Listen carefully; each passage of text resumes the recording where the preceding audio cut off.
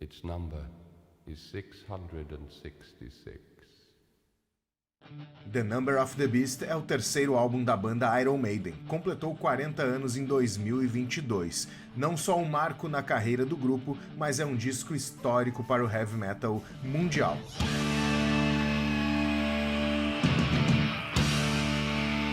Ditou regras sobre o estilo, com seus elementos musicais que tornaram a banda referência.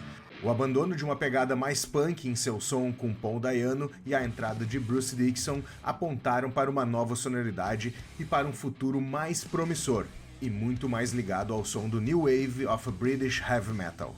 Esse disco foi sucesso de crítica e público e se tornou o primeiro da banda a alcançar o topo das paradas do Reino Unido e o top 40 da Billboard. Estima-se que The Number of the Beast tenha vendido quase 20 milhões de cópias pelo mundo até dezembro de 2022, e neles estão os hinos Run to the Hills, a faixa título e Hallowed Be Thy Name, músicas que não podem faltar nos shows do Iron Maiden. Porém, na segunda parte da turnê do The Book of Souls de 2017, Hallowed Be Thy Name saiu do setlist da banda devido a uma liminar na justiça na qual a música estava sendo alvo de um processo de plágio, e é sobre essa história que vamos falar hoje no Desconecta Plus.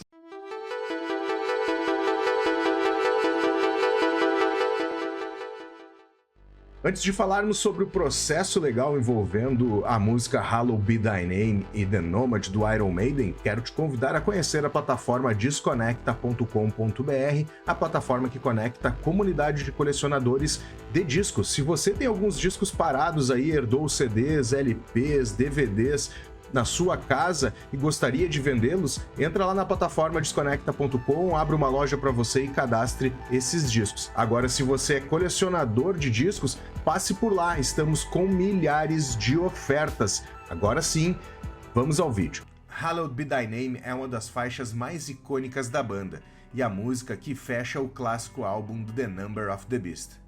Um épico de 8 minutos que conduz o ouvinte, tanto em sua parte lírica como em sua parte instrumental, à angústia de um condenado ao enforcamento e os seus últimos momentos em vida. Stephen Uras, em seu livro The Number of the Beast, um clássico do Iron Maiden, fala sobre o tema da letra.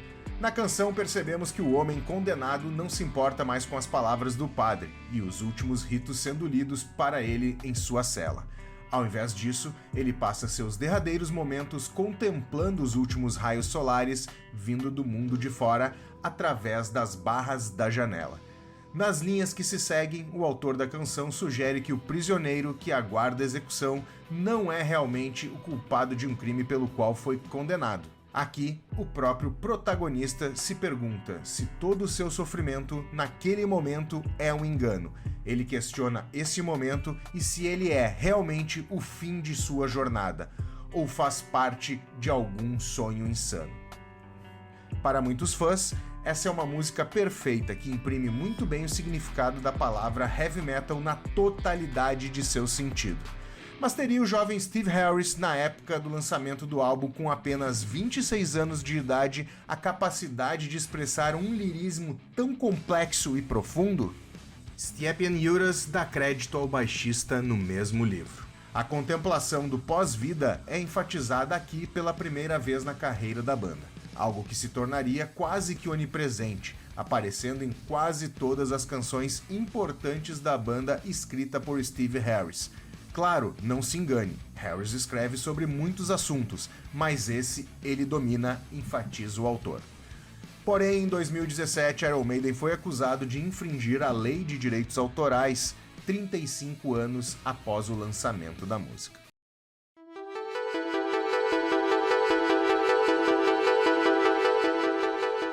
Foi na segunda metade da turnê do disco The Book of Souls que uma nota oficial publicada pela banda no jornal inglês The Telegraph confirmou que Steve Harris usou trechos da letra Life's Shadow da banda inglesa Beckett em Hallowed Be Thy Name. E essa não seria mais tocada a partir dali, devido ao processo promovido contra a banda. Mas afinal, quem foi a banda Beckett?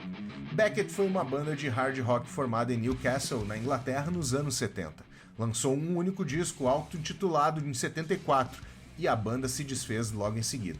Uma das curiosidades da banda está no fato de que seu segundo vocalista, Terry Wilson Slasher, fez parte do grupo George após a saída de Brian Johnson, que se juntou ao AC/DC. Harris era e ainda é fã do Beckett. Prova disso é que outra música da banda, Rainbow's Gold, fez parte do lado B do primeiro single do Powerslave, o maxi single 2 Minutes to Midnight de 1984. E ainda Rod Smallwood, o lendário empresário que conduziu a carreira do Iron Maiden ao topo do mundo, também empresariou a banda Beckett. Como você pode perceber, a conexão entre as duas bandas eram bem próximas, e a chance de Harris ter usado trechos da música citada é muito óbvia. Além disso, outro processo foi aberto pelo Beckett contra o Iron Maiden, também por infringir a lei dos direitos autorais. Só que desta vez contra Harris e Dave Murray, acusados de plágio pela faixa The Nomad, do disco que teve a volta de Bruce Dickinson e Adrian Smith, fechando uma trinca de guitarras em Brave New World. O mais interessante é que neste caso a acusação se dá sobre o uso das melodias da música Life is Shadow do Beckett. Isso de alguma forma desmerece o trabalho do líder da banda? Óbvio que não, afinal Steve Harris e o Iron Maiden se tornaram uma das bandas mais influentes do estilo, uma entidade no heavy metal e com uma discografia que angariou uma legião de fãs que atravessam os anos até os dias de hoje. Porém, por maior que seja a paixão pela banda, é preciso entender o que ocorreu e qual foi o seu desfecho neste processo legal.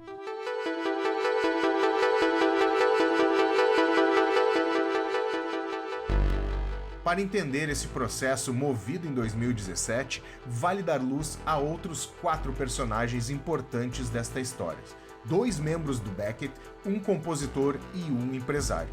Além disso, precisamos retroceder no tempo e voltar para o dia 10 de março de 2010, onde entra nosso primeiro personagem, Keith Fisher, baterista do Beckett, que declarou no fórum online maidenfans.com: "Uma coisa que posso garantir absolutamente é que ninguém na Beckett sabia dessa situação até que eu os alertasse, então não havia como fazerem qualquer acordo pelas minhas costas." A partir disso, Keith teria avisado a Robert Barton, o pivô principal desta treta e guitarrista do Beckett, que Steve Harris teria usado músicas e letras de Life is Shadow em Hallowed Be Thy Name e The Nomad. Percebendo que para avançar em um processo legal contra Iron Maiden, Barton precisava envolver Brian Keane, nosso terceiro e mais importante personagem dessa história.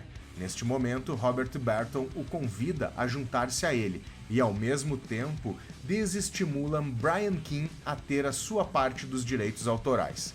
Percebam que Robert Barton, ex-membro do Beckett, entrou nessa pensando de alguma forma em tirar vantagem, e foi isso que ele fez. Em 2011, ele registrou a música novamente, agora se colocando como compositor de 75% da letra e 100% da parte musical, e auxiliado por uma firma de advocacia de Newcastle, conseguiu um acordo secreto com o Iron Maiden e cortou relações com Keane.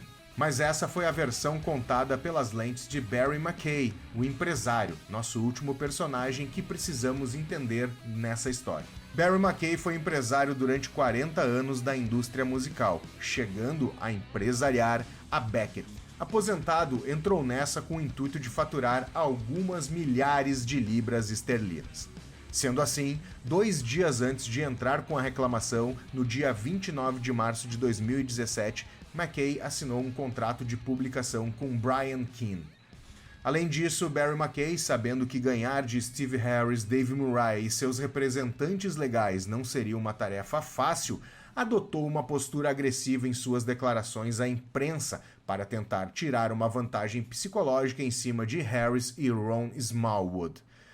Já nas primeiras declarações, podemos perceber o tom agressivo. O que Steve Harris do Iron Maiden fez, roubando metade das letras de Life is Shadow para usar em sua canção de maior sucesso Hallowed Be Thy Name, e usando essas letras como se fossem dele, não apenas privou os reais autores do crédito, de uma parcela justa da receita de 20 milhões do total de discos vendidos e das apresentações, como também enganaram os fãs do Iron Maiden.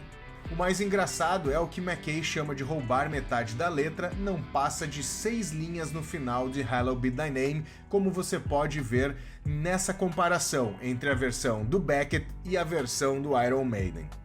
Portanto, afirmar que a música da banda de Steve Harris não seria nada sem esse trecho da letra é no mínimo um exagero.